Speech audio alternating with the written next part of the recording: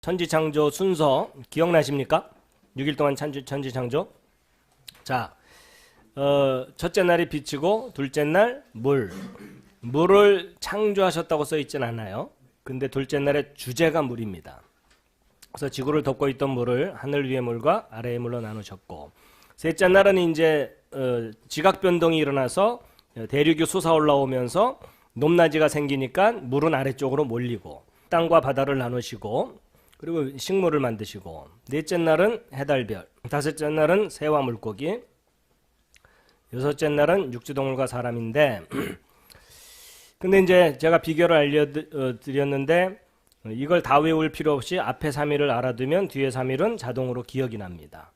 왜냐하면 빛하고 해달별이 밝고 어둡고, 위아래 나누셨는데 아래는 물고기, 위에는 새, 그 다음에 땅 올라오게 하시고 그 위에 동물과 사람 만드시고 먹을 건 미리 준비해 두시고, 그래서 딱 세 글자만 알면 되는데 빛, 물, 땅 이렇게 되는 겁니다. 예. 아니면 이제 색깔로 까맣고 파랗고 빨갛다고 치고 이렇게 되는 거죠. 자, 순간 기억력이 얼마나 좋으신지. 자, 첫째 날, 둘째 날, 셋째 날 땅과 식물을 놓치시면 안 됩니다. 넷째 날 해달별, 다섯째 날 새와 물고기, 여섯째 날 육지동물과 사람입니다. 자, 일단 이제 6일 창조는 뭐 기본적으로 이제 다 이제 아신다고 보고 여러분, 하나님께서 6일 동안 천지 창조하셨는데 저 6일이 오늘날과 똑같은 6일인가요? 아니면 저 하루가 긴 기간을 의미할까요? 예. 정말 저 하루가 오늘날과 똑같은 24시간의 하루일까요? 긴 기간일까요?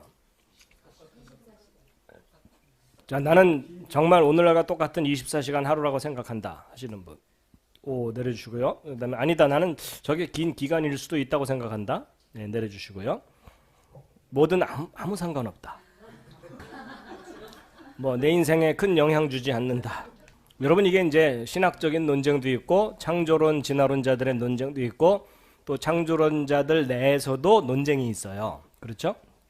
그래서 저 6일이 오늘날과 똑같은 6일이 아니라 긴 기간일 수도 있다, 이런 관점이 지금 현재 기독교계 내에 상당히 지배적이에요. 특히 젊은 목회자들 또 젊은 청년들에게 그 6일을 고지고대로 믿는 건 너무 고리타분하고 고지식한 거다, 이제 이런 의견이 널리 퍼져 있거든요. 예. 근데 저는 개인적으로요, 저 6일이 오늘날과 똑같은 6일이라고 믿고 있어요.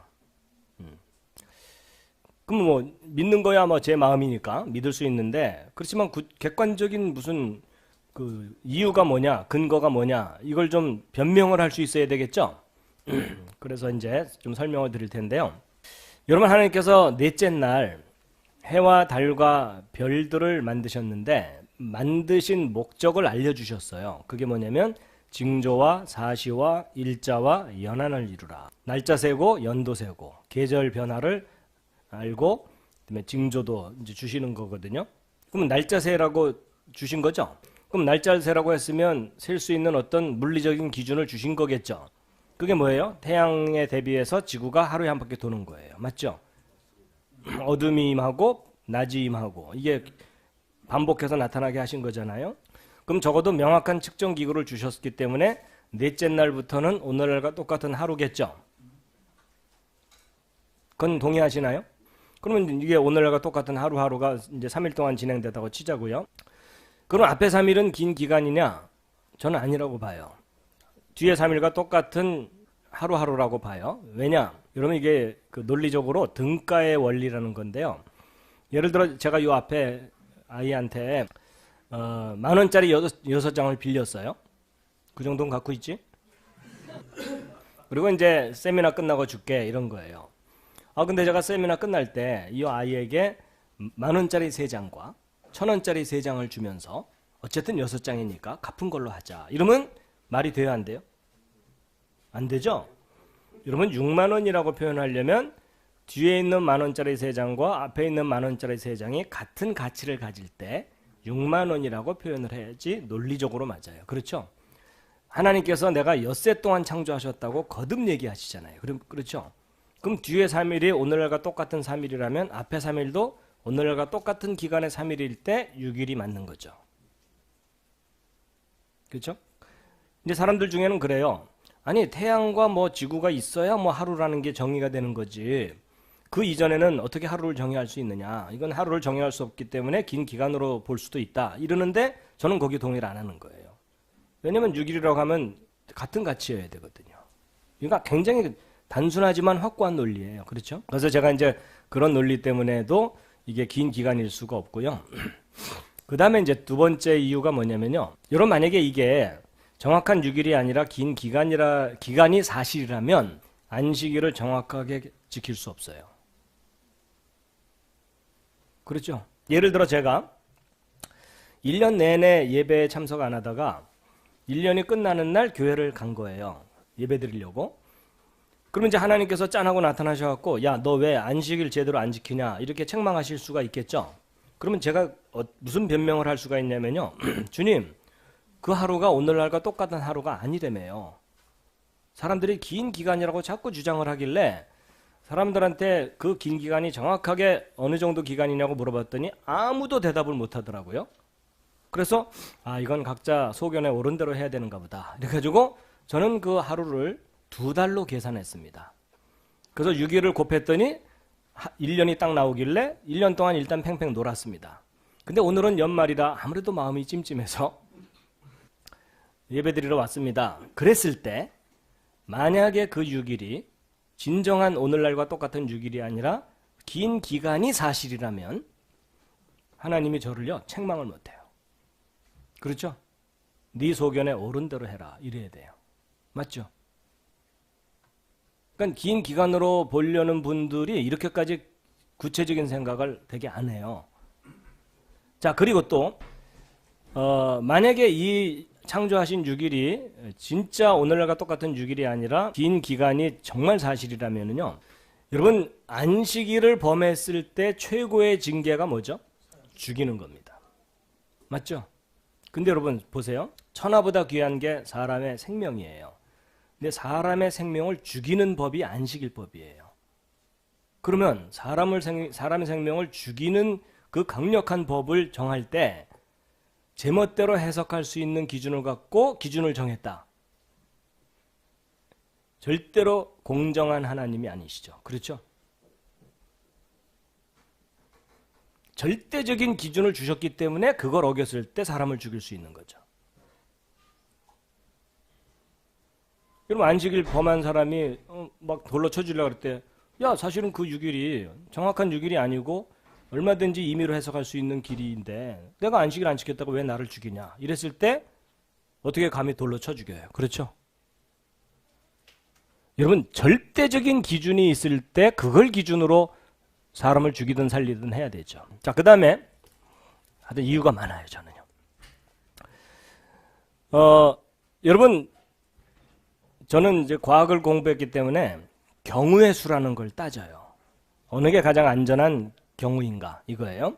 저 6일을 기록된 그대로 6일이라고 믿고 주님께 갔을 경우와 저 6일을 긴 기간이라고 믿고 갔을 경우를 제가 따져본 거예요. 여러분 저 6일을 긴 기간이라고 믿고 올라갔을 경우가 일단 있겠죠. 그 경우에 이제 주님 앞에 갔을 때 주님이 둘 중에 하나의 반응을 보이실 거예요. 첫 번째는 뭐겠어요? 네가 눈치챘구나 이럴 경우에. 그렇죠?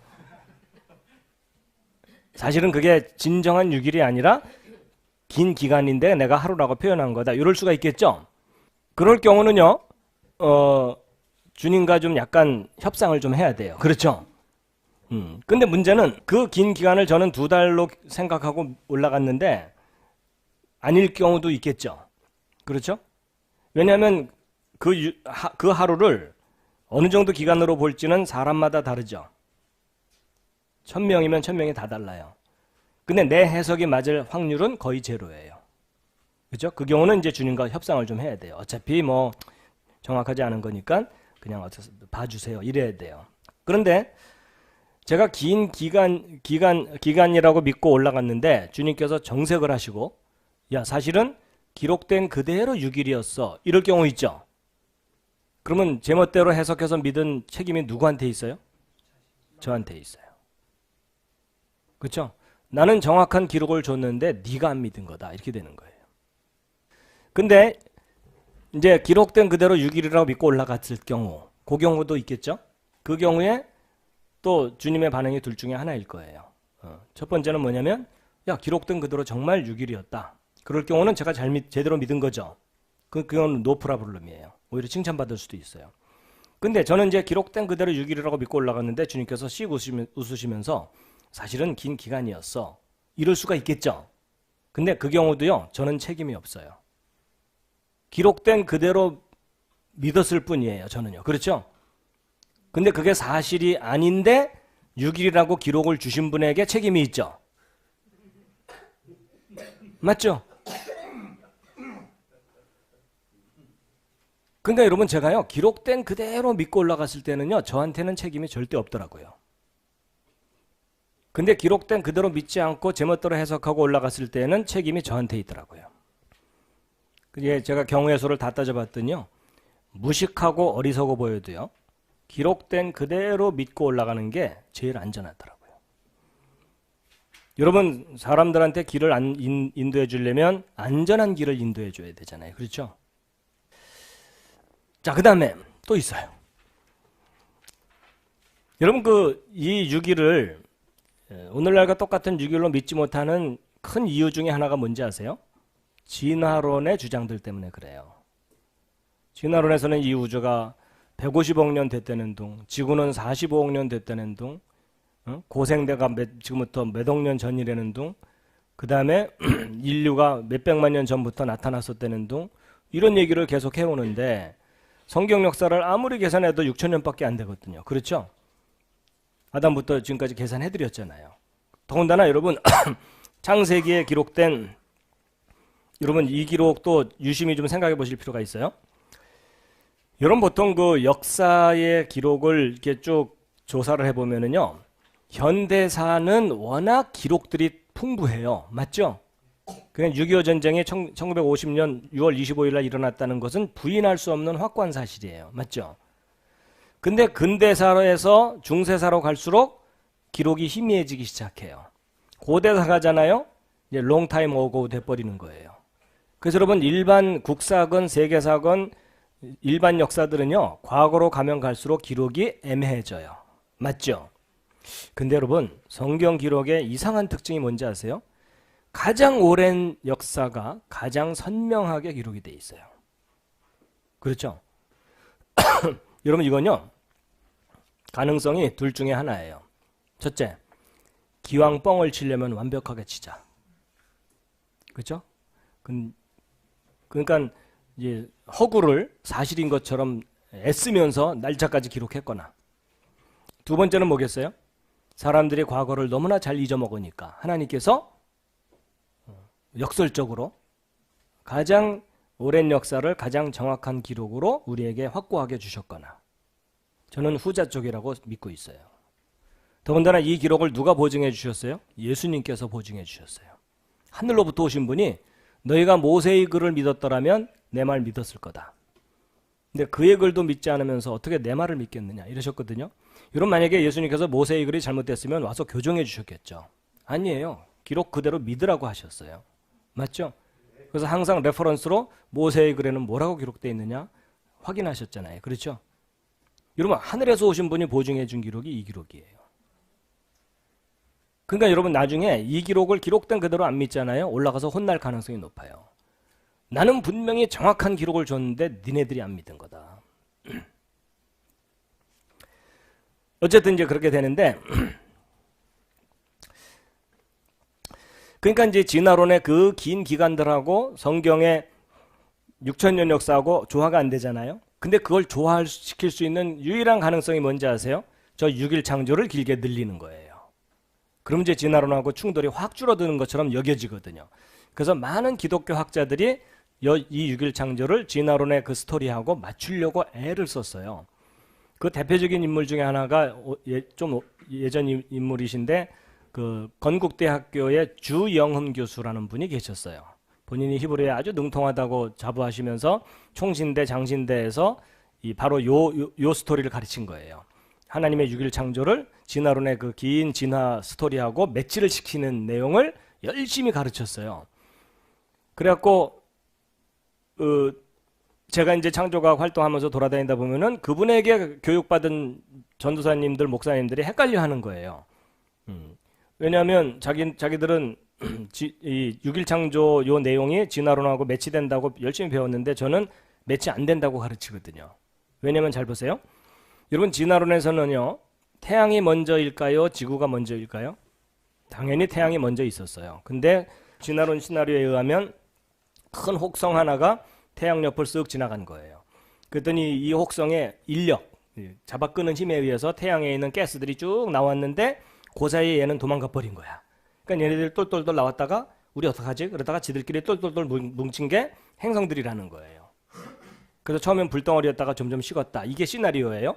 그러니까 여러분 진화론 시나리오면 태양이 먼저 있었고 지구는 나중에 생긴 거거든요. 근데 여러분 천지창조 순서 보세요. 지구가 먼저 있었죠? 안 맞아요. 그리고 진화론에 의하면 물속에서 생명체가 먼저 생겼다가 육지로 진출했다고 되거든요. 근데 여러분 놀랍게도 식물이 제일 먼저 만들어져요. 그리고 진화론에서는 물고기가 육지로 나가고 새까지 진화했다고 그러거든요. 근데 물고기하고 새가 같은 날 만들어져요. 여러분 진화론의 스토리하고 절대 매치가 안 돼요. 그걸 매치시켜서 설명하는 게 저는 아주 신기해요. 그러니까 이건 억지로 이 그 6일 창조를 진화론하고 그냥 맞추려고 애를 쓴 거예요. 그리고 이제 또 뭐가 있냐면은 어떻게 이 엄청난 우주가 6일 만에 만들어졌다는 것을 믿을 수가 있느냐 이런 생각이 많아서 그래요. 그런데 제가 아주 인상 깊게 본 만화가 있어요. 그 미국 창조과학에서 아주 오래전에 나온 4컷짜리 만화인데요. 이제 어쨌든 스토리가 이렇게 돼요.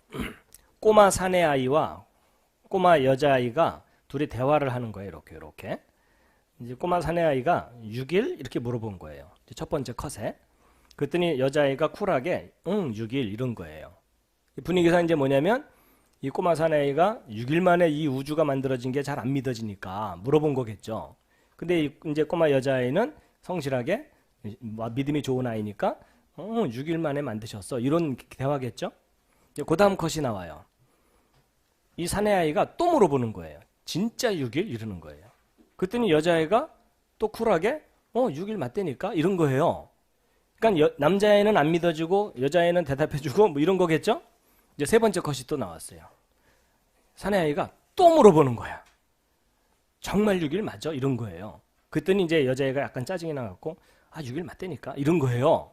하여튼 분위기상 이 아이는 안 믿어주고 여자아이는 대답해주는 분위기죠. 근데 이제 네 번째 컷이 반전이에요. 이 꼬마 사내아이가 뭐라 그러냐면 왜 6일이나 걸리셨을까? 이러는 거예요. 반전이죠. 여러분 이 꼬마 사내아이는요. 자기가 믿는 하나님이 전능하신 하나님이에요. 그럼 그 전능하신 하나님이 순식간에도 만드실 수 있는데 왜 6일이나 걸렸을까? 그게 궁금했던 거예요. 그래서 계속 반복해서 물어본 거예요. 그러니까 여러분과 제가 믿는 하나님이 비교적 유능한 하나님이시냐? 아니면 전능하신 하나님이시냐? 이거 결정하셔야 돼요.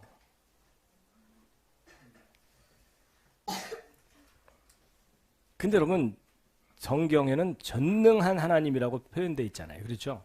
그럼 그 전능한 하나님이 6일 만에 만드시는 게 뭐가 문제가 되겠어요. 그렇죠? 그러니까 여러분 무신론적인 해석을 하려면 철저하게 그쪽으로 가시면 되고요. 유신론적 해석을 하려면 그 하나님을 정확하게 정의하고 시작하셔야 된다는 거예요.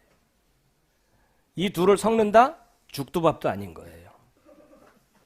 여러분 하나님께서 전능하신 분이잖아요. 그럼 말씀드린 대로 순식간에도 만드실 수 있는 분인데 왜 6일이나 걸리셨을까? 이런 건도 생각해 볼 만 하겠죠. 그리고 6일이 아니라 4일 만에 만드실 수도 있고 보름에 걸쳐서 만드실 수도 있잖아요. 근데 굳이 6일 동안 걸리셨거든요. 그럼 뭔가 뭐 의도가 없으실 수도 있지만 뭔가 의도가 있으실 수도 있겠죠. 예, 그걸 좀 약간 궁금함으로 이제 두고 어쨌든 여러분 그 베드로후서에 보면은요, 그저 이 창조의 하루를 긴 기간으로 보려는 분들이 아주 그 단골로 인용하는 내용이에요. 아시죠? 함께 읽겠습니다. 시작. 사랑하는 자들아, 주께는 하루가 1000년 같고 1000년이 하루 같은 이 한 가지를 잊지 말라. 아니, 하루가 1000년 같을 수 있고 긴 기간일 수도 있지 않느냐. 그러면 그냥 갑자기 무장해제가 돼요. 그렇죠? 그 긴 기간일 수도 있겠네. 뭐 이렇게 되는 거죠. 근데 여러분 여기 조심하셔야 돼요. 여기 주께는이라고 단서 붙어 있어요. 그러니까 여러분과 저한테는요, 그냥 하루가 하루예요. 이거 함부로 적용하시면 안 돼요. 옆집 사람한테 한 1억 꾼 다음에 내일 줄게 이런 다음에 그 다음날 하루가 1000년 같대. 뭐 이러면 안 돼요. 근데 이제 킹제임스 버전 번역이 좀 더 정확합니다. 이 뒷부분 번역인데요. 이 한 가지 사실에 대해서 무지한 자가 되지 말라고 되어 있죠. 이게 원문 뜻이에요. 무지하지 말라는 얘기는 알아야 된다는 얘기죠. 예, 이제 그런 건데, 자, 6일 창조 이야기인데요. 대학원 때 그 창조과학 세미나를 이제 처음 듣고 나서 개인적으로 신선한 충격을 받았습니다. 창세기가 막연한 신화이겠거니 뭐 이런 생각이 있었는데, 기록된 그대로 사실일 수 있다는 역사적인 과학적인 증거들이 있다. 이제 이걸 아는 순간 갑자기 그냥 정신이 번쩍 나면서 어떤 열망이 생겼냐면 성경을 꼼꼼하게 한번 내가 개인적으로 공부를 해야 되겠다. 이제 왜냐하면 어려서부터 교회를 다녔지만 제가 주도적으로 혼자 창세기부터 계시록까지를 깊이 있게 이렇게 성경을 연구한 적이 없거든요. 이제 창세기부터 꼼꼼하게 이제 여러분 이런 겁니다. 이해를 하는 게 아니고요. 뭐라고 기록되어 있는지를 확인하는 겁니다. 여러분 사람들이요, 성경 읽으면서 자꾸 잡생각이 나면서 자꾸 해석을 하면서 이제 성경을 보기 때문에요. 결국 나중에는요, 성경 본문이 남는 게 아니고요. 자기의 상상과 해석이 잔뜩 쓰레기통처럼 들어있거든요. 저는 그게 아니고 정확하게 뭐라고 기록되어 있는지를 확인하고 싶은 거예요. 그래서 쭉 이제 성경을 창세기부터 꼼꼼하게 읽으면서 정리를 했는데, 아니 읽다 보니까 아브라함이 먼저 사람인지 이사야가 먼저 사람인지 시대가 헷갈리는 거예요. 그래갖고 제 자신이 한심하더라고요. 20년이 넘게 교회를 다니고 아버지가 목사님인데도 성경에 대한 틀이 엉망인 거예요. 그래서 야, 이건 말도 안 된다 그래가지고 제가 요걸 그리면서 정리를 한 겁니다. 지금이야 이렇게 세련됐지만 이거 맨 처음 정리할 때 컴퓨터 수준은 아레아 한글 1.0입니다. 혹시 그 시절을 추억하십니까? 엉망이었죠 정말. 여기서 화면에 페이지를 넘기려면 페이지 다운 키를 누르고서 곧바로 넘어가는 게 아니고요. 커피 뽑아 마시고 오면 넘어가는 중이에요. 프린터도 마찬가지고. 그래가지고 이제 이걸 그렸는데요. 제가 이걸 그리면서 정말 많은 거를 새로 깨달은 게 있습니다. 여러분 그 아담이 930년 살았다고 여기 돼 있죠? 이게 몇 대 후손 보고 죽었냐면 1대, 2대, 3대, 4대, 5대, 6대, 7대, 8대 후손 라멕 태어난 다음에 죽었거든요. 근데 여러분 이 라멕이 누구냐면 노아의 아버지예요. 그러니까 노아의 아버지와 아담이 같은 시대 사람이었던 거예요. 그러니까 천지창조의 증인이 되는 아담이 노아의 아버지였던 거예요. 같은 시대 산 게 노아의 아버지였으니까 상당히 생생하게 증언을 들을 수 있었겠죠. 예, 그 다음에 이제 그 노아가 2006년에 죽거든요. 천지창조 후. 근데 이 연도가 어떤 연도냐면요. 아브라함이 태어난 이후입니다. 그러니까 놀랍게도 대홍수를 겪은 노아가 아브라함이 살아있는 시대에 살아있었던 거예요. 그렇죠? 예, 하여튼 뭐 이런 것들을 보면서 저도 깜짝깜짝 놀랐습니다. 그 다음에 여러분 이런 게 있습니다. 아담의 장자권이 가인에게 갔어야 되는데 이제 가인이 사고 치는 바람에 아벨도 죽었고 이제 셋에게 장자권이 물려지죠. 그래서 이제 장자권은 이제 그 다음 아들에게 이어지게 돼 있는데 여러분 성경에는 장자권 말고 족장권이라는 개념도 있거든요. 그 부족의 대표. 그 부족의 대표는 대표가 죽어야만 이제 넘어가는 거기 때문에 아담의 족장권이 세세계 순조롭게 내려가다가 야렛이 족장권을 물려주려고 그랬는데 에녹은 승천해 버렸어요. 그렇죠? 그래서 이제 무드셀라가 족장권을 받아요. 근데 무드셀라가 족장권을 물려주려고 했더니 아들이 먼저 죽었어요. 그렇죠? 그래서 이제 노아에게 옵니다. 그러니까 노아의 족장권이 원래 야벳이 형이거든요. 근데 어떻게 하다 이제 셈에게 내려갔죠. 근데 셈이 족장권을 물려주려고 봤더니 아들 손자가 먼저 죽어요. 그래서 이제 에벨에게 넘어가요. 근데 이제 에벨이 재밌어요. 에벨이 족장권을 물려주려고 봤더니 줄줄줄 다 죽어요. 그렇죠? 그래서 이 에벨의 족장권이 놀랍게도요. 아브라함에게도 못 가고요. 이삭이 족장권을 물려받습니다. 하여튼 뭐 이런 재미있는 일들이 있습니다. 자, 근데 어쨌거나 이제 이 6,000년 역사를 이렇게 정리해 놓고 놨더니 이제 그 천지창조 이후로 지금까지 굵직굵직한 사건들이 있죠. 뭐니 해도 천지창조가 제일 큰 사건이죠. 우주 전체가 만들어진 거니까. 그 다음에 이제 대홍수 사건이 또 역사상 가장 큰 사건이었죠. 지구상에서. 그리고 이제 바벨탑 사건도 의미가 있고요. 언어가 서로 달라져 갖고 우리가 엄청나게 고생하고 있잖아요. 그리고 이제 아브라함을 부르신 일이 이제 구원의 사역의 이제 어떤 구체적인 출발점이죠. 그 다음에 이제 출애굽 사건은 의미가 아주 크죠. 예수 그리스도의 구원 사역을 상징하는 사건이죠. 죄와 사망으로부터 탈출시키는 그런 사건이었고, 그 다음에 다윗 왕은 오실 메시아를 상징하는 상징적인 왕입니다. 그리고 이제 다니엘이 아주 또 중요하다 그랬죠. 다니엘은 성경 전체의 척추와 같은, 그래서 고대부터 현대사까지를 예언한 내용이고요. 그 다음에 이제 뭐니 해도 가장 의미가 있는 사건은 하늘에 계신 분이 오셔서 우리를 구원하시는 그 놀라운 일을 행하신 그 사건이죠. 그 다음에 예수님 이후에 이제 이스라엘은 망하지만 그 이후에 이슬람이 등장하는데, 이슬람은 복음 전파의 가장 적대적인 세력 중에 하나입니다. 그렇죠? 그리고 이제 종교 개혁이 또 중요하다 그랬죠? 이 종교 개혁 사건, 어쨌든 이 종교 개혁 사건 전후로 종교 개혁 이전에는 사람들이 성경을 직접 볼 수 없었는데, 이 종교 개혁 그 사건 이후로 사람들이 이제 하나님의 말씀을 직접 볼 수 있는 상황이 됐고, 그 다음에 이제 역사의 마지막을 알리는 이스라엘의 회복입니다. 회복 직전에 세계적인 전쟁이 있을 거다. 여러분, 하나님이 예언하신다 그랬죠? 그리고 역사를 통해 그걸 이루신다 그랬죠? 여러분, 아까 이제 제가 6일 동안 천지 창조하셨다 그렇게 말씀을 드렸는데, 왜 4일도 아니고 9일도 아니고 6일 만에 만드셨을까? 뭐 이런 질문도 해보기도 하고 그랬었습니다. 여러분, 제가 이제 이 표를 한동대학교 교수로 있을 때 이제 거의 완성을 했어요. 이게 파워포인트로.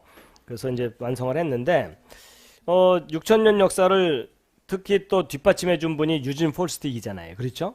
그래서 이제 그분의 구체적인 자료를 가지고 이제 정리를 싹 하고 났더니, 이제 1000년씩 이렇게 끊어봤더니 6칸이 이렇게 나오는 거예요.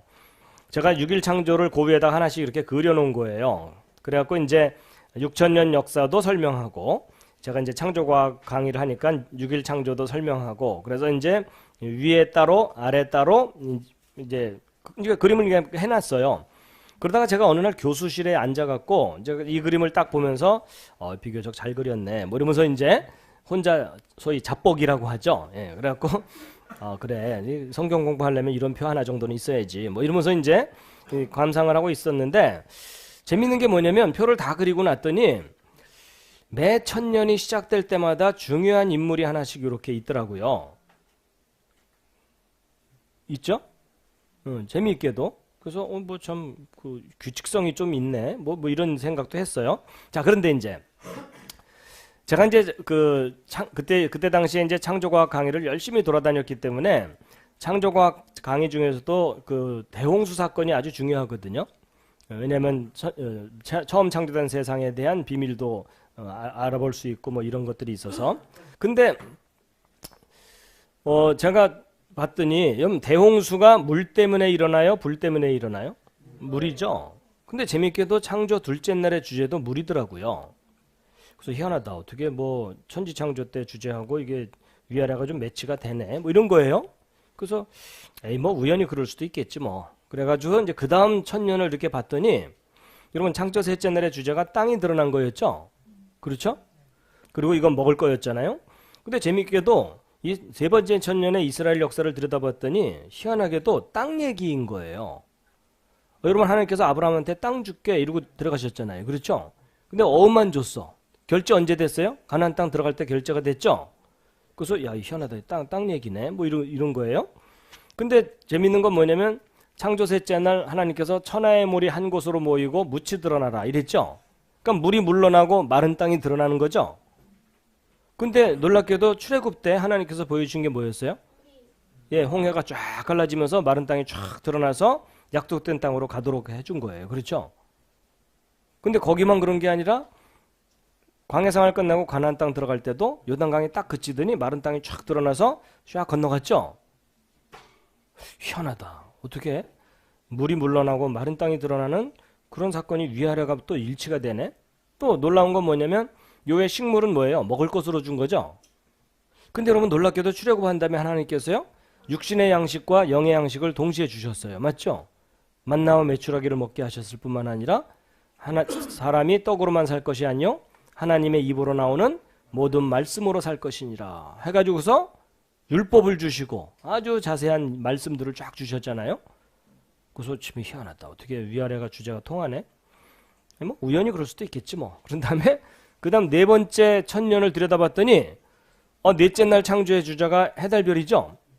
큰 광명으로 낮을 주관하게 하시고 작은 광명으로 밤을 주관하게 하시고 이런 거잖아요. 주관한다는 말은 다른 말로 다스린다는 거거든요. 다스리는 존재가 누구죠? 왕이에요. 근데 희한하게도 이 넷째 천년이 시작될 때 하나님이 왕을 주시는 거예요. 그렇죠? 그래서 이 다윗은 오실 메시아를 상징하는 왕이잖아요. 내 마음에 합한 왕이라고. 근데 그 왕의 시대의 끄트머리쯤에 누가 오시는 거예요? 진짜 왕이 하늘에서 오시는 거예요. 그렇죠? 또 재미있는 것은 여러분 지금 여기 천년마다 중간에 중요한 전환점이 되는 사건들이 있죠? 그렇죠? 여기는 출애굽이라는 사건을 통해서 자기 땅 없다가 자기 땅 갖게 됐잖아요. 근데 이 네 번째 천년도 중간에 보니까 이 포로기를 기준으로 그 전까지는 자기 민족의 왕을 섬기다가 그 이후에는 이방 제국의 왕들을 섬기죠. 이게 어찌 보면요 여기가 낮이고 여기가 밤 이런 개념일 수 있다는 거예요. 여러분 그 직장 생활 하시는 분들은요 자기 보스나 사장이 날라리지만 교회 다니는 사람이면 주일날 교회는 가게 해줘요. 그렇죠? 근데 돼지머리 놓고 고사 지내는 사람들은 아무거 없죠. 그냥 주일날도 다 나와 뭐 등산 가자 뭐 이러잖아요. 그렇죠? 그러니까 여러분 놀랍게도 이게 누구의 통치를 받느냐 뭐 이런 내용인 거예요. 그렇죠? 그래서 참 희한하다. 그래갖고 이제 그 다음 다섯 번째 천년을 봤더니 여기 큰 두 세력이잖아요. 그렇죠? 근데 놀랍게도 이제 이스라엘은 망해서 흩어져 버렸지만 예루살렘을 지배한 큰 두 세력이 로마하고 이슬람이죠. 아랍이죠. 근데 여러분 이 두 세력이 다 진실한 기독교인들을 핍박하는 세력들이에요. 맞죠?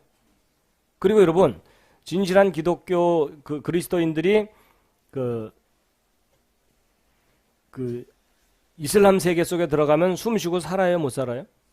숨 쉬고 살기 힘들어요. 그렇죠? 무슨 말이냐면 여러분 사람이 물속에 들어가면 숨 쉬고 살아요, 못 살아요? 못 살아요. 근데 공중으로 올라가면 공기가 좀 희박하긴 해도 숨은 쉴 수 있죠? 근데 비슷하게 그런 거예요. 여러분 진실한 그리스도인들이 이슬람 세계 정통 이슬람 세계 속에 들어가면 사우디 같은 데 들어가면 숨 쉬고 살기 힘들어요. 그렇죠? 근데 이 천주교는 좀 비슷한 점이 좀 있어. 그렇죠? 그러니까 여러분 큰 두 세력 이야기예요. 자, 그 다음에 여러분 여섯 번째 천년은 여섯째 날의 주제가 사람과 짐승이죠. 여러분 제가 사람의 마음, 짐승의 마음 기억하십니까? 여러분 하나님의 명령을 따르는 존재가 사람이고 사람의 명령을 따르는 존재가 짐승이잖아요. 여러분 놀랍게도 이 여섯 번째 천년의 중간에 중요한 의미가 있는 게 종교개혁인 거예요. 이 사건 이후로 사람들이 성경을 직접 볼 수 있게 됐죠. 그 이전에는 종교 지도자들이 자기들만 본 다음에 왜곡해서 사람들을 통치해버렸죠. 그러니까 이 종교개혁 이전까지의 신앙의 형태는요, 짐승과 같은 상황이었던 거예요. 근데 종교개혁 이후부터 하나님의 말씀을 직접 본인이 들을 수 있는 그런 상황으로 바뀐 거예요. 잘 껴맞추죠. 그런다고 하기엔 위아래 주제가 너무 일체감이 있죠. 여러분, 이게 만약에 이게 서로 바뀌었으면은 억지죠. 그 다음에 이제 첫 번째 천년이 똑같은지 봤더니 빛과 어둠이죠. 근데 첫 번째 천년의 주제도 빛과 어둠이에요. 여러분 잘 보세요. 아담과 하와는 죄가 없었던, 보시기에 심히 좋았더라 하는 완전한 빛의 세상을 본 유일한 한 쌍이에요. 그렇죠? 근데 아담 이후에 태어나는 모든 사람들은 죄 가운데 태어나서 죄 가운데 죽죠. 근데 이 에녹이 중요해요. 이 에녹은요, 비록 죄 가운데 태어났어요. 맞죠? 남들처럼. 근데 죽음을 보지 않고 빛의 세상으로 갔죠. 이러면 첫 번째 천년의 주제가 빛과 어둠인데, 제가 이 에녹에 대해서 궁금한 점이 하나 있었어요. 그게 뭐냐면, 여러분 보통 그 회사나 이런 데서 착하고 성실하고 성과가 좋으면 보너스 더 주게 돼 있죠. 맞죠? 그럼 여러분, 그 예수 그리스도를 믿고 하나님을 믿는 사람들은 죽은 이후에 새하늘과 새 땅에서 영원히 사는 건 공통적이죠. 근데 이 땅에서 사는 것은 보너스 같은 거잖아요. 천국에서는 누릴 수 없는 가난도 누릴 수 있고, 그렇죠?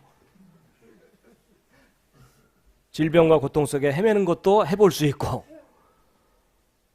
그리고 굉장히 드라마틱한 세상이라고 말씀드렸잖아요. 그럼 여러분, 이 하나님과 동행한 에녹에게만, 딴 사람은 다 천년 못 넘기는데 너만 넘겨봐라 이러면서 더 길게 살게 하실 수도 있죠. 여러분 그런 거 있잖아요. 보통 교회에서 너무나 성실하고 모범적이고 믿음도 좋고 봉사도 잘하고 구제도 잘하고 전도도 열심인 그런 아주 모범적인 사람이 갑자기 교통사고로 죽는 경우 있죠. 그럼 장례식장에 찾아가서 막 슬퍼하면서 어떻게 이렇게 훌륭한 사람을 주님이 데려가셨나, 저놈 좀 데려가지, 뭐 이러잖아요. 아니 그 사람이 훨씬 오래 살아갖고 전도를 열심히 했으면 교회도 부흥되고 훨씬 긍정적이잖아요. 맞죠? 저는 에녹이 그런 사람이라고 생각이 든 거예요. 아니 이렇게 하나님과 동행한 사람이 좀 더 오래 증인으로 살았으면은 훨씬 많은 사람들을 구원하고 하나님께로 돌아오게 할 텐데 왜 이렇게 빨리 데려가셨나? 저는 이게 이상했거든요. 근데 놀랍게도 에녹이 승천한 요때가요, 첫 번째 천년이 끝날 때쯤이에요. 여러분 이게 무슨 말이냐면, 이 에녹은 빛과 어두움의 시대에 모든 사람이 죄 가운데 태어나서 죄 가운데 죽지만, 비록 죄 가운데 태어났어도 죽음을 보지 않고 빛의 세상으로 갈 수 있다는 메시아적인 메시지를 주는 첫 번째 천년을 마무리하는 선지자였던 거예요. 여러분 보세요. 첫 번째 천년은 주제가 빛과 어둠이죠. 두 번째 천년의 주제는 물과 물로 나눠진 세상이에요. 그렇죠? 홍수 전 세상, 후 세상 나눠졌어요. 세 번째 천년은 여러분 사람이 땅을 벗어나면 그냥 죽음입니다. 그렇죠? 땅과 먹을 것 이야기예요. 뭐 먹고 살 거냐.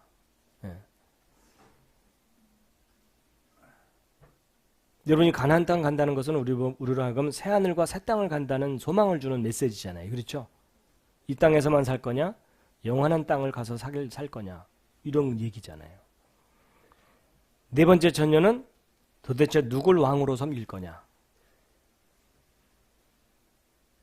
이 세상의 왕을 섬길 거냐, 하늘에서 오신 왕을 섬길 거냐. 다섯 번째 천년은 복음을 방해하는 큰 두 세력. 그렇죠? 여섯 번째 천년은 사람을 따를 거냐, 하나님을 따를 거냐. 여러분 우리가 만약에 여기쯤 살거나 여기쯤 살면 아직 데이터가 부족해요. 그렇죠? 가능성은 있지만 확신하기는 좀 쉽진 않아요. 근데 우리는 지금 이 정도 사는 게 아니라 여기 살고 있어요. 그렇죠? 그럼 지나간 2000년을 되돌아볼 수 있는 요즘 말로 빅데이터를 처리할 수 있는 시대가 된 거예요. 그렇다면 지난 6천년 성경의 역사는 하나님이 6일 동안 창조하셨던 그 창조 순서를 실현하는,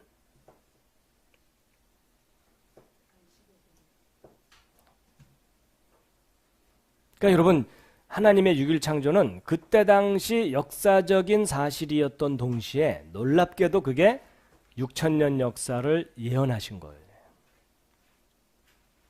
천년 단위로 어떤 주제를 가지고 역사가 진행될지를 예언해 놓으신 거라는 거예요.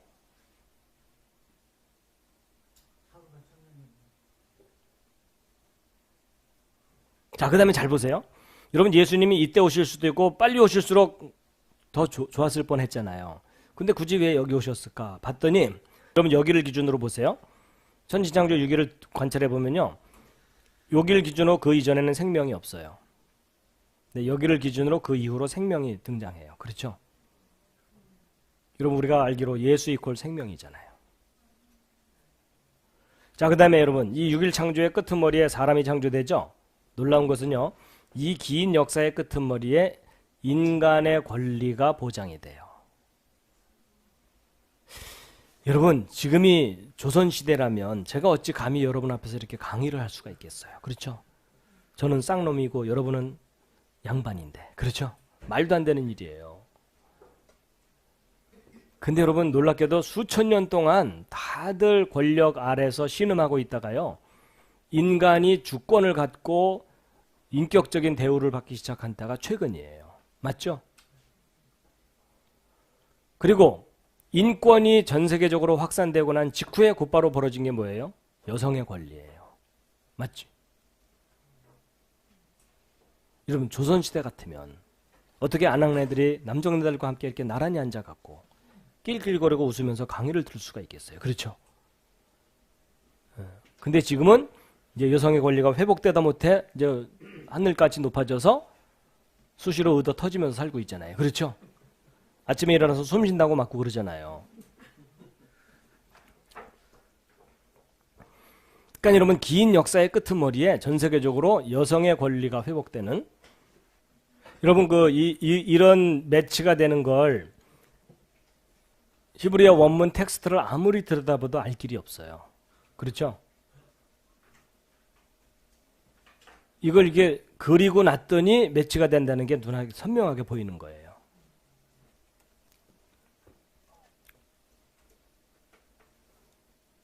여러분, 이걸 이제 2000년씩 끊어서 본다면은요, 여러분, 예수님 이후에 현재까지의 시대를 성령의 시대라고 보통 부르죠. 그렇죠? 예. 그 다음에 하나님이 아브라함을 부르사 아브라함의 자손으로 예수 그리스도가 탄생하도록 2000년 이스라엘 역사를 섭리하셨죠. 근데 이것은 예수님의 스토리입니다. 그렇죠? 예. 그래서 여러분, 이게 성령의 시대, 이 성자의 시대, 그 앞부분 성부의 시대라고 일단 좀 이해할 수도 있겠죠. 근데 이건 나중에 자세하게 좀 다시 설명해 드릴 거고요. 자, 여러분, 이 정도로 설명을 드렸으면 뭔가 짐작이 가는 게 하나 있으실 거예요. 여러분, 하나님이 6일 동안 창조하시고 하루가 더 있죠. 그 하루의 주제는 뭐였어요? 안식이라면 당연히 앞으로 1000년은 그 큰 주제가 뭐겠어요? 안식의 1000년이 오겠죠. 뭐 이 정도 짐작하는 건 이단은 아니겠죠.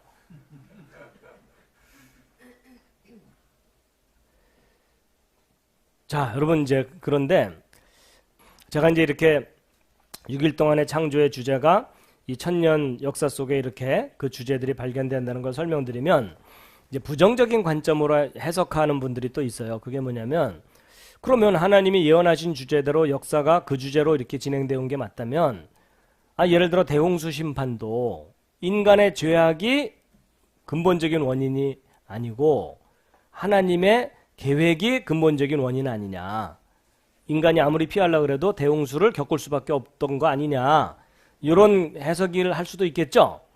근데 여러분, 거기서 좀 신중하셔야 돼요. 좀 성숙하셔야 됩니다. 여러분, 하나님께서 어떤 말씀을 하시냐면, 내가 너희들 앞에 사망과 생명과 복과 저주를 너희 앞에 둔다. 너희가 택해라. 이런 얘기 하시는 거 기억나세요?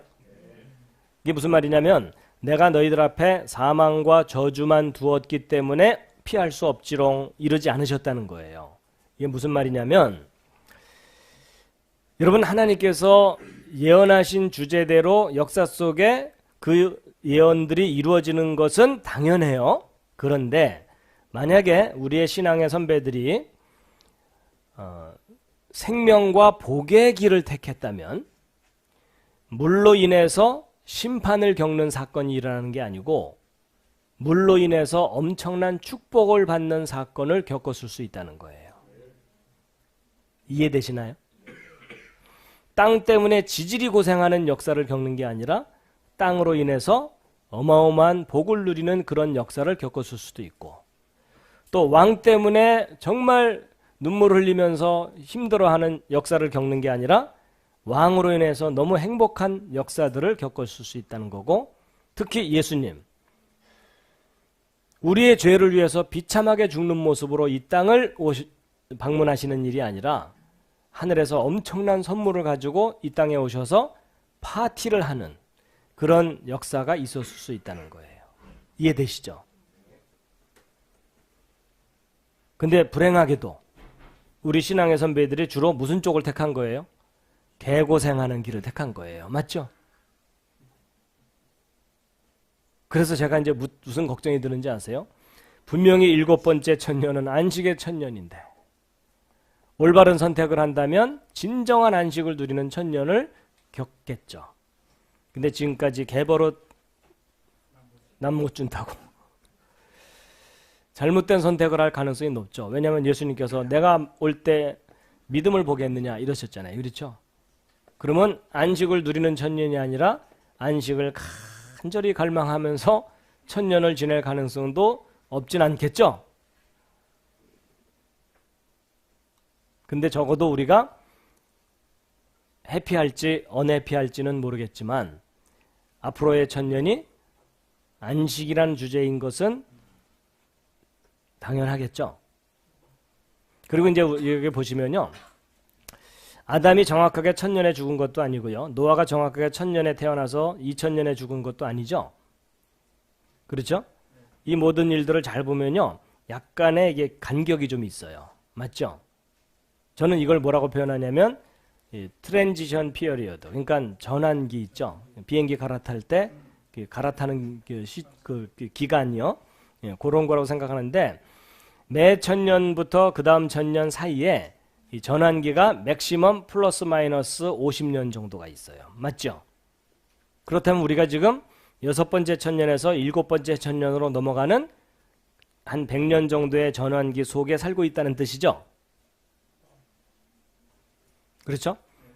그러면 여러분 항상 이 전환기를 잘 준비해야 그 다음 천년이 뭔가 좀 의미가 있을 가능성이 높죠? 그러니까 지금 여러분과 제가 살고 있는 시대가 그 시대인 거예요. 그러면 이제 예수님은 도대체 언제쯤 재림하실 거냐? 저도 몰라요. 근데 가능성은 나름대로 생각해 볼 수는 있어요. 여러분 그날과 그 시는 모르지만 그때가 가까운 줄은 안다는 표현이 있죠. 예, 그러니까 가장 이상적인 케이스는요. 그냥 2050년 이내에 좀 오셔갖고 산뜻하게 오셔갖고 얘들아 그동안 일 없었던 일로 하자. 정말 해피한 천년을 나하고 함께 즐겨보자. 땡큐죠. 땡큐. 그렇죠? 그런데 이제 말씀드린 대로 천년 다 지난 다음에 오셔갖고 야 원래 안식이었는데 고생스러웠구나 이러실 수도 있다는 거죠. 아니면 잘 보세요. 여러분 이 천년의 중간마다 뭔가 분기점이 되는 일들이 있었죠. 홍수 이전 세상, 홍수 이후 세상, 땅 없던 시대, 땅 있는 시대 다르잖아요. 그러면 혹시 예수님께서 이 중간쯤에 오셔갖고 내가 오기 전하고 내가 온 후하고 한번 안식의 질적 차이를 좀 비교해 볼래? 이럴 가능성도 있겠죠.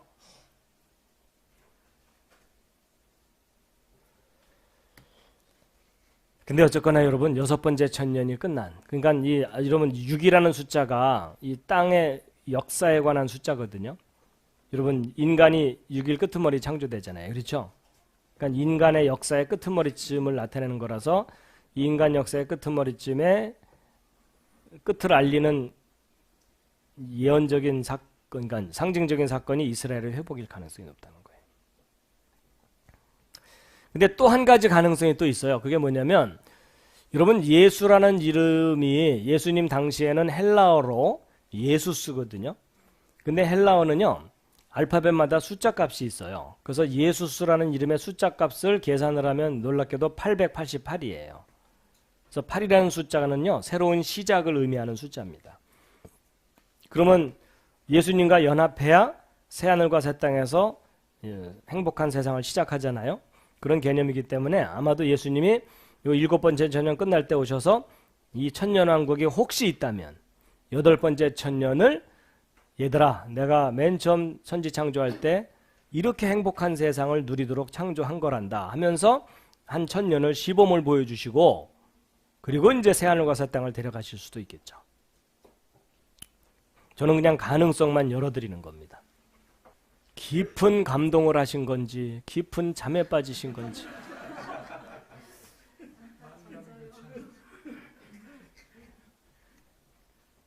아니면 진실을 확인하기 위해서 주님께 가보려고 그러는 건지 근데 여러분 지금 여러분은 얼떨결에 조직의 1급 비밀을 보신 거예요. 여러분 전쟁이 나면 지휘관의 역할이 뭐예요? 지도를 보고서 어디가 안전한 곳이고 어디에서 공격해야 되고 그래서 그 밑에 있는 사람들의 안전과 승리를 리드를 해야 되잖아요. 맞죠? 지금 여러분은 놀랍게도 역사 전체의 마스터 플랜 역사 지도를 지금 보고 계시는 겁니다. 아 여러분 저 기차 타고 서울서 부산을 가야 되는데 부산역 직전에서 도시락 펼치면 안 되잖아요. 그렇죠? 그때는 내릴 준비를 해야 되잖아요. 그런 것처럼 지금 도대체 우리가 살고 있는 이 시대가 하나님이 계획하신 그 긴 시간 중에 어느 시점인지 파악을 해야 되잖아요.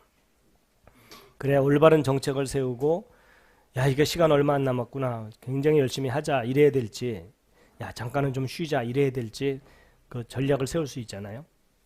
여러분 지금 보여드린 지도가 하나님의 역사 통치의 대형 지도예요.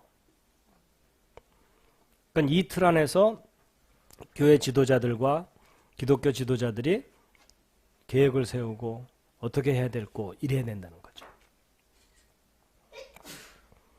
그럼 사실 이 내용을 정말 목사님들 다 이렇게 모여서 한번 이렇게 전해드리고 싶은 거예요. 자, 여러분, 하나님이 아브라함을 부르셨을 때부터 이스라엘이 회복될 때까지 4,000년 역사거든요.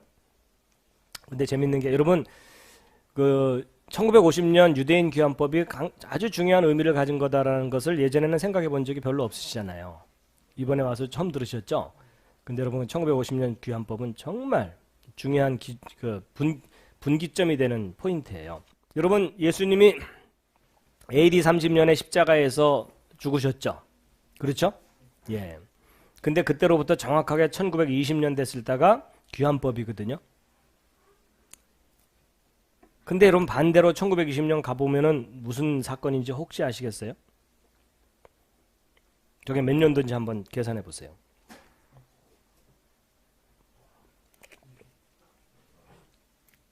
여러분 이스라엘의 회복입니다. 여러분 이 1920년 가면은 여기서 20년 빼면은 1890년이죠.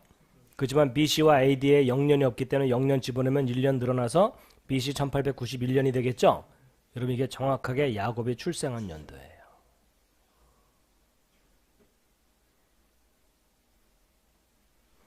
여러분 야곱의 자손을 위해서 우선적으로 예수님 보내셨잖아요. 그렇죠? 받아들였어야 되죠. 근데 받아들이지 못하는 바람에 그것에 정확하게 2배가 지나서야 회복이 되죠. 여러분 이것과 관련된 말씀인지는 모르겠지만 그 비슷한 말씀이 이사야서 40장에 있습니다. 함께 한번 읽으시겠습니다. 시작. 너희는 말하노라 너희는 위로하라 너희는 내 백성을 위로하라 너희는 위로하는 이스라엘의 말하며 그녀의 이르시되 예루살렘의 싸움은 끝났고 그녀의 율법은 용서되었나니 인자가 자기의 모든 죄로 인하여 주의 손에서 두 배를 받았느니라. 여러분 예루살렘은 이스라엘의 중심지죠. 그렇죠? 그래서 이스라엘 곧 야곱의 자손들의 그들의 모든 것의 중심지입니다. 그래서 이스라엘을 의미하기도 해요. 그렇죠? 예, 그래서 두 배를 받았다 그랬는데 원래 여기서 끝났어야 되는데 정확하게 두 배를 떠돌다가 돌아오는 거예요. 물론 이게 그 의미인지는 저도 몰라요. 그렇지만 희한하게도 예수님의 십자가 사건이 야곱부터, 여러분 야곱은 곧 이스라엘의 시작이잖아요. 그렇죠? 그래서 그들이 돌아올 때까지 딱 중간에 예수님의 사건이 있었던 거예요.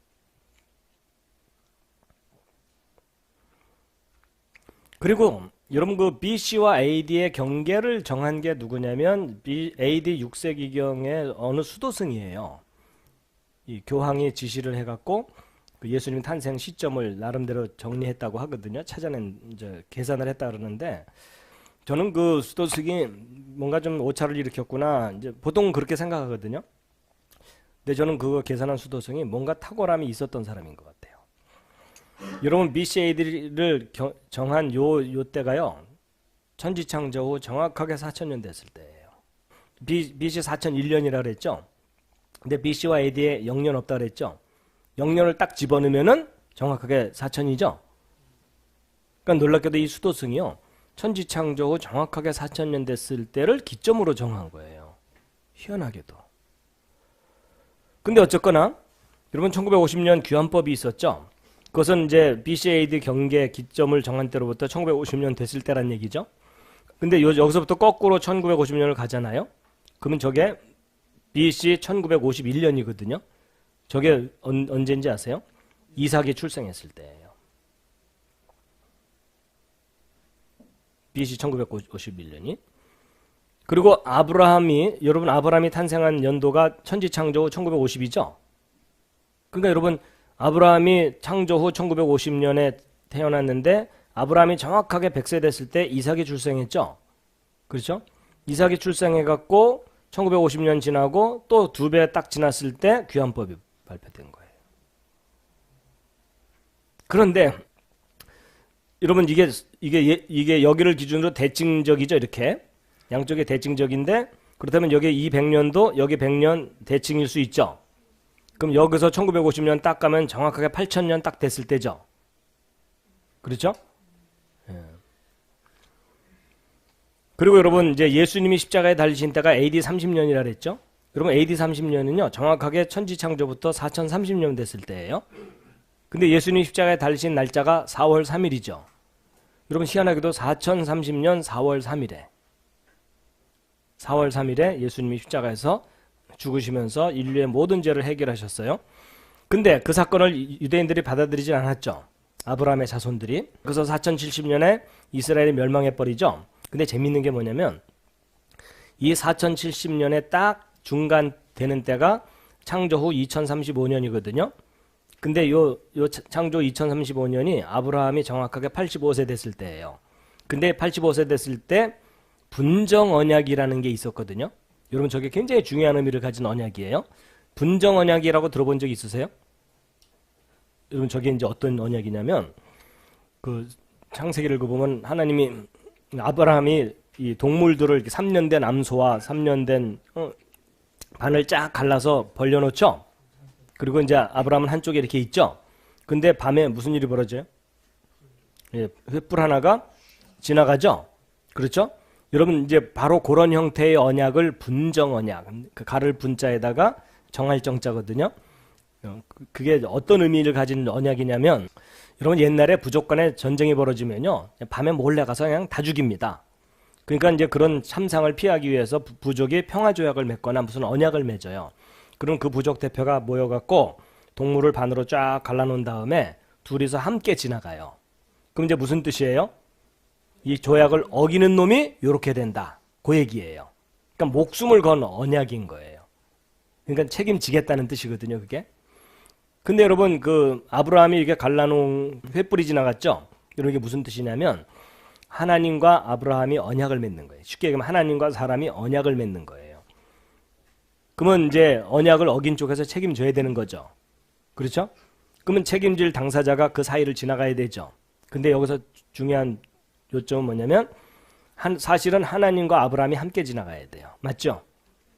근데 아브라함은 지나갔어요? 안 지나갔어요? 안 지나갔어요. 그럼 누구만 지나갔어요? 하나님만. 그렇죠? 이 불로서 이렇게 상징이 돼서 지나갔죠? 이게 굉장히 중요한 뜻이 있어요.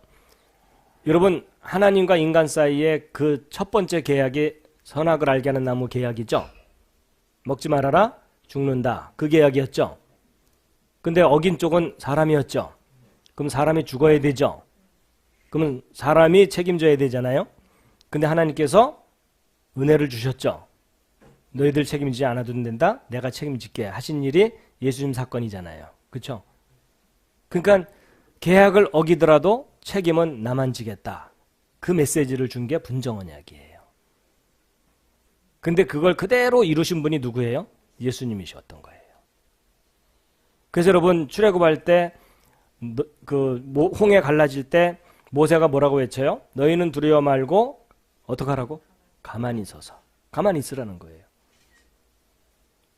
오늘날 여호와께서 너희를 위해서 행하시는 구원을 보라 이랬죠? 그게 무슨 말이에요? 너희들도 퍼내라 이러지 않으신 거예요. 내가 100% 다 할 테니까 너희는 아무것도 하지 말라는 거예요. 뭘 하려고 하는 순간 그건 불순종이에요. 그렇죠? 왜냐하면 하나님이 하시는 일을 인정하지 않으려는 거거든요. 그리고 보라는 얘기는 뭐냐면 인정만 해라 그 얘기입니다. 그게 이 분정언약이거든요. 예. 근데 그게 정확하게 요 중간에 딱 있었던 거예요.